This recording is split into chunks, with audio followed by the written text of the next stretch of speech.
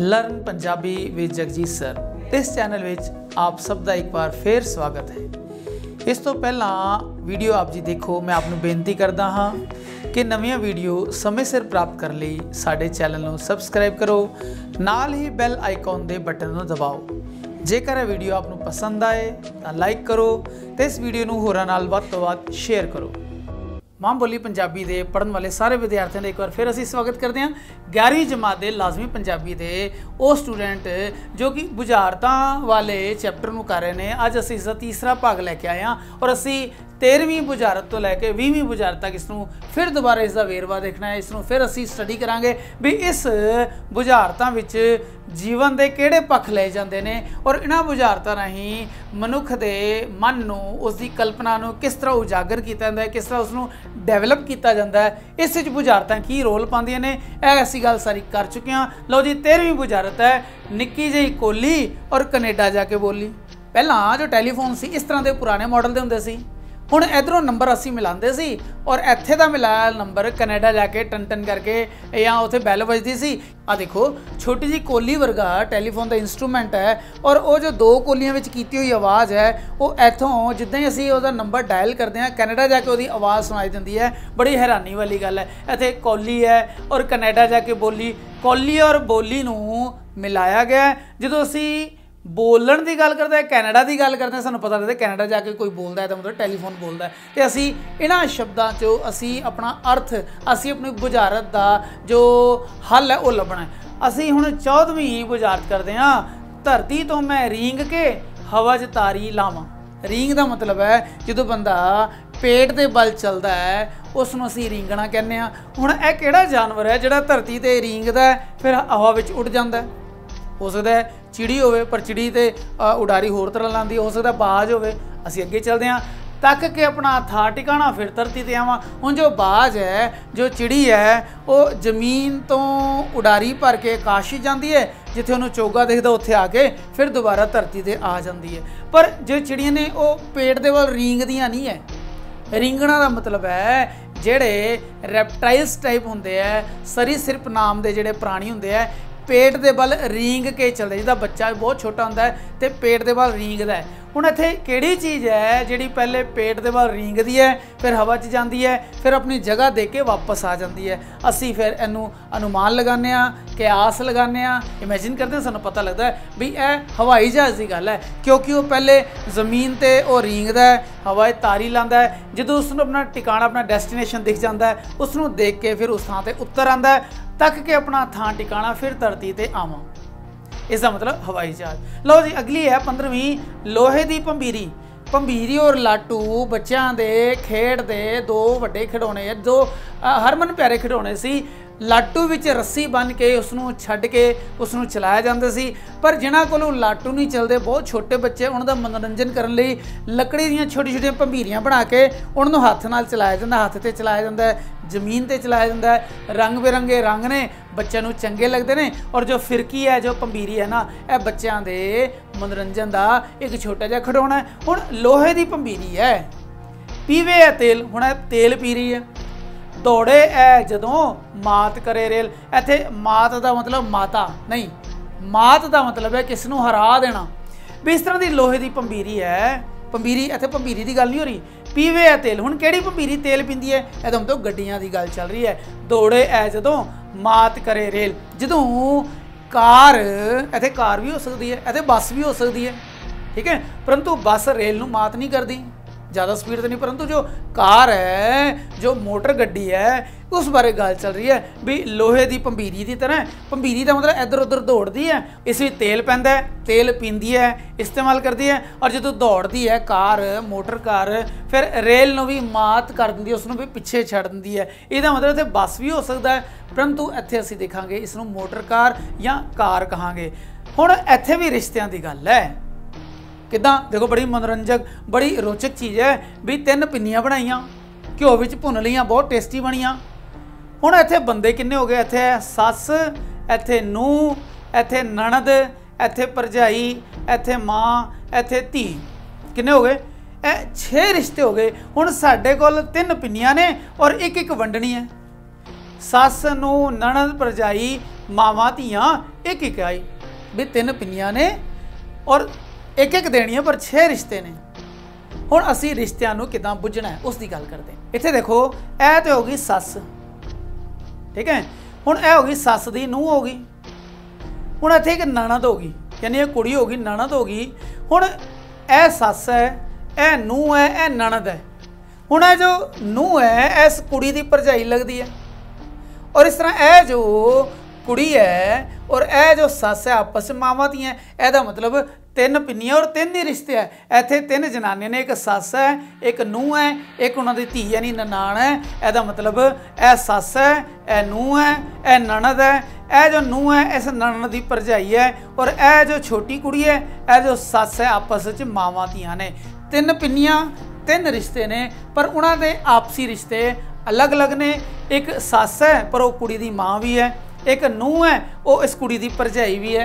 इस तरह यह रिश्तियां दी जो वन सुवंता है, जो कि पंजाबी रिश्ते ने और बड़े वन सवने, बड़े मन नूं भाउण वाले रिश्ते ने। इस तरह 3 पिन्नियां की गल करते हैं, इसका मतलब सानूं 3 रिश्ते ढूंढने पैने हैं। उन्हां तीनों रिश्तियां, उन्हां तीनों बंदियां यानी उन्हां तीनों औरतां विच सानूं एक एक पिन्नी जिहड़ी बड़ी स्वादी है घिओ विच भुन्नी है वो वंडनी है। इस तरह असीं देखिया भी 16वीं बुझारत विच रिश्तियां की गल की है, 3 रिश्तियां की। लो जी 17वीं बुझारत करते हैं। नेर कुप, नेर कुप यानी बड़ा नेरा अंदर। नूंह ने मारी टक्कर, सोहरा फिर चुप। हुण इत्थे कुप और चुप नूं रैमिंग किया, मतलब काव रूप है। हुण नूंह टक्कर मारदी है, सोहरा कुछ बोलदा ही नहीं। हुण इत्थे जो गल है, इत्थे किते भी ताले ते चाबी दा, जिंदरे और कुंजी दा, जिंदरा कहंदे ताले नूं, कुंजी कहंदे चाबी नूं, किते भी जिक्र नहीं है। पर सानूं यह अंदाज़ा लाना पेगा भी हनेरा कमरा है, हनेरा कुप जगह हैगी है, उत्थे नूंह टक्कर मारदी है यानी चाबी जाती है, उसनूं टक्कर मारदी है, और जो सुर है वो चुप रहिंदा है। इसदा मतलब चाबी और ताले दा, जिंदरे और कुंजी की खेड है। लो जी असी 18वीं बुझारत करते हैं। डब खड़बी का मतलब है जिस विच धब्बे होण, जदों कोई कपड़ा अपनी रंग अपनी चमक छड़ जाता है, अद्धा रंग किते लगा, अद्धा रंग किते किते गाढ़ा किते फिक्का, उन्होंने डब खड़ब्बा कपड़ा कहते हैं, जिस विच 2 अलग अलग रंग किते ना किते जिहड़ी बदसूरती पेश करते उन्होंने डब खड़ब्बा कहते हैं। तो जिहड़ियां खेस चादरां हुंदे सी काले चिट्टे रंग दे, उसनूं डब खड़ब्बे खेस कहते सी। इस तरह डब खड़ब्बे का मतलब है भी 2 रंग। हुण होया कि डब खड़ब्बी बकरी, डब्बी उसकी छां, डब्बी का मतलब डब खड़ब्बी, इत्थे डब खड़ब्बी इत्थे डब्बी, दोनों का मतलब सेम है। चल मेरी बकरी कल वाली थां। हुण जदों असी वाण दीआं मंजियां, अजकल तो मंजे ने, गद्दे विछे ने, और पहले मंजियां ते सौंदे सी। जिद्दां कल ही पता लगा कि कोई बहुत बीमार बंदा सी, वो अपने बैड ते बीमार पिया रहा, उसकी पिठ विच जख्म हो गए। पहले जो बैड सोर सी, जो पिट्ठां दे शरीर दे जख्म सी किसी बीमार बंदे से, वो नहीं हुंदे सी, क्योंकि जो बीमार बंदे नूं चारपाई ते यानी मंजे ते पाया जांदा सी। मंजा वाण दा हुंदा सी, थल्लों हवा लगती रहिंदी सी, उत्तों हवा लगती रहिंदी सी, और बंदा अपने आप नूं बड़ा फ्रैश महसूस करता सी। यह जो मंजे ने इस समय दिखावट के तौर पर यानी चंगे अपनी रहनी बहनी नूं दिखाउण लई, शो ऑफ करन लई मंजियां दी जो दुनिया है वो गायब हो गई है। हुण बैड हो गए ने, और बैड ते जिहड़े ने वो पिठ दुखण वर्गे बड़े सारे रोग हो गए ने। चलो उसनूं असी साइड ते करते हैं, असी मंजे की गल करते हैं। इस विच यह दौण वाला पासा, यह मंजा बुणिया होया है। हुण जिहड़ा मंजा बुणदे है वो खाने वाला बुणदे है, इसनूं कहंदे डब खड़ब्बा मंजा। हुण जो डब खड़ब्बा मंजा धुप्पे जाके रखा जाता है, उत्ते उहदे डिजाइन डब खड़ब्बे ने, किते काला किते थल्लों रोशनी निकलदी है, चिट्टा नज़र आंदा है, किते काला है, किते संघना है, ਉਹਦੀ परछावां नहीं जाता, थल्ले काला परछावां बनता है। जिथे विरल हैगी, जिथे गैप है, उतों सूरज की रोशनी निकल के थल्ले डिजाइन बना देंदी है। हुण जिद्दां दी बकरी है उदां दी उसदी डब खड़ब्बी, रंग बिरंगी या काली चिट्टी छां है, यानी मंजी दा डिज़ाइन इदां दा मंजी जो धुप्पे रखी जाती है, उस मंजे ते धुप्प पैंदी है, और धुप्प करके मंजी का जो डिज़ाइन है ना वो थल्ले भी उस तरह का डिज़ाइन पेश करता है। डब खड़ब्बी बकरी, बकरी इत्थे बकरी नहीं, इत्थे मंजे नूं कहा गया। डब खड़ब्बी बकरी, डब्बी ओदी छां, थल्ले परछावां भी उदां दा पै रहा। चल मेरी बकरी कल वाली थां, मंजी चक्को और कल वाली थां ते फिर विछा दो, धुप्पे विछा दो, भावें छावें विछा दो, भावें इसनूं किते भी लै जाओ, जिद्दां दा ओहदा डिज़ाइन होएगा उदां दे थल्ले ओहदी परछावां होएगा। इत्थे बकरी, छां और कल वाली थां जो शब्द है यह मंजे वाली इशारा करते हैं। लो जी ਅਸੀਂ ਹੁਣ 19ਵੀਂ बुझारत करते हैं। यह बड़ी रोचक है। इत्थे लिखिया है थले गोहे की पंसेरी उत्ते लोहे की पंसेरी।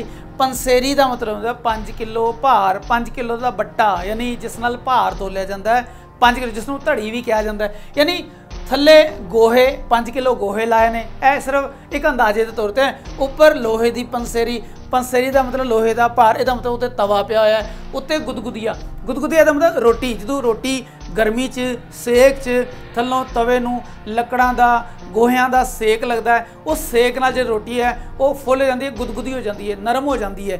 तो इस सारे दृश्य विच एक थले गोहे लगे ने, पंसेरी का मतलब भार यानी एक मात्रा विच गोहे लगे ने, एक भार दा उत्ते लोहे की पंसेरी यानी तवा लोहे का रखा है, उस तवे दे उत्ते गुदगुदिया यानी रोटी पई है। इसका मतलब इस तरह का दृश्य पेश करता है। चुल्हा बल रहा है, लोहे का तवा पिया है, उत्ते गुदगुदी रोटी पोली जी रोटी बन के तैयार हो रही है। लो जी असी अपनी लास्ट बुझारत करते हैं। यह भी अजकल के समय सारिया सहूलतां सारिया जिहड़ियां चीज़ां ने वो मोबाइल ने मल लिया ने। किसी समय जो ट्रांजिस्टर या वड्डा रेडियो हुंदा सी लक्कड़ दा बनया होया, वो घरां दी शान हुंदा सी, उस दे बारे संकेत करदी है बुझारत है। बात पावां बतौली पावां, बात नूं लावां आरियां।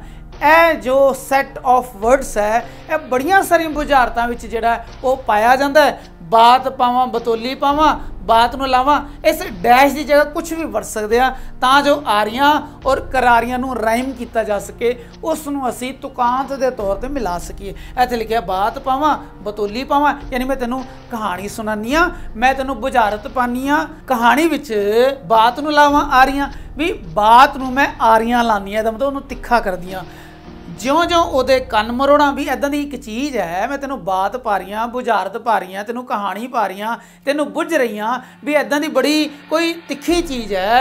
जो उस मैं कंन मरोड़दा ना, जो मैं उसके कंन घुमाना गल्लां करे करारियां, वो बड़ियां चंगियां चंगियां बड़ियां करारियां बड़ियां रोचक गल्लां करता है। ਇਹਦਾ मतलब वो है रेडियो।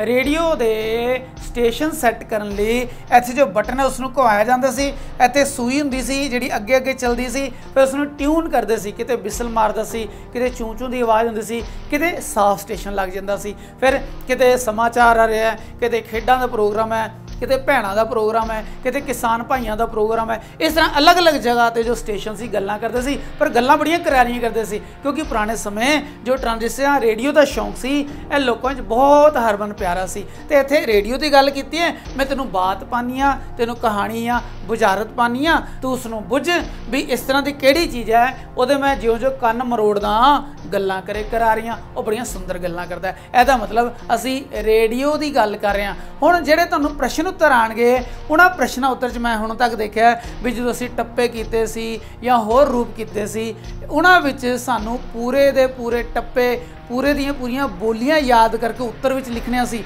ਇੱਥੇ भी ਤੁਹਾਨੂੰ जो बुझारतां संबंधी प्रश्न आउणगे ना, उन्हां बुझारतां दे उत्तर के तौर पर ਤੁਹਾਨੂੰ ਇਹ बुझारतां याद करनियां पैणगीਆਂ ਤਾਂ ਤੁਹਾਡੇ नंबर पूरे आउणगे। ਇਹ जो लाजमी पंजाबी 11वीं जमात जिन्ने भी काव रूप ने लोक काव रूप ने उन्हां सारिਆਂ ਨੂੰ ਤੁਹਾਨੂੰ इन बिन याद करना पैना है।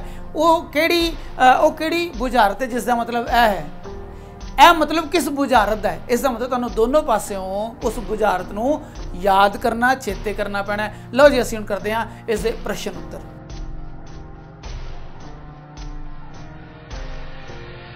हुण असीं प्रश्न देखते हैं तो पेज नंबर 62 ते लाजमी पंजाबी भाग 11 विच 62 नंबर पेज ते है पहला दा पहला यानी ऊड़ा बुझारत तो की भाव है, बुझारत दी मूल किस्मां बारे लिखो। असीं लिखिया सी बुझारत है बुझण योग वेरवा या इबारत।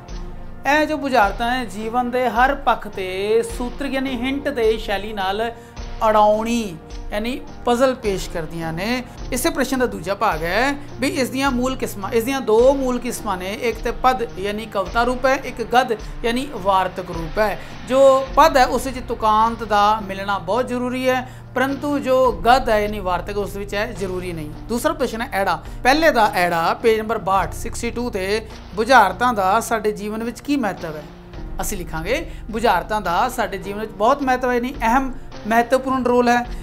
बचपन तो बुढ़ापे तक बुझारतां बुझना मनुख की जिंदगी का एक ज़रूरी काम है या जीवन का एक हिस्सा है। फिर असीं लिखांगे जीवन विच आउण वालियां गुंझलां या मुश्किलां नूं सुलझाउण लई बुझारतां दा बुझना बहुत ज़रूरी है। यह भी कह सकते हैं भी बुझारतां बुझ बुझ के ही जीवन विच अगे आउण वालियां मुश्किलां नूं हल करन दे समर्थ हो सकते हैं। बुझारतां नाल साडे ज्ञान का घेरा वधदा है और इस दे नाल बुझारतां बच्चों तो लैके वड्डियां तक दा ज्ञानमयी मनोरंजन करदियां हैं। फिर ईड़ी है पहले दा बुझारतां किसी सभ्याचार के सोचमई पक्षां नूं किवें उजागर करदियां ने। असीं लिखांगे बुझारतां किसी भी सभ्याचार के सोचमई पक्षां नूं एक दृश्य चित्र पेश करके प्रगटावा करदियां ने।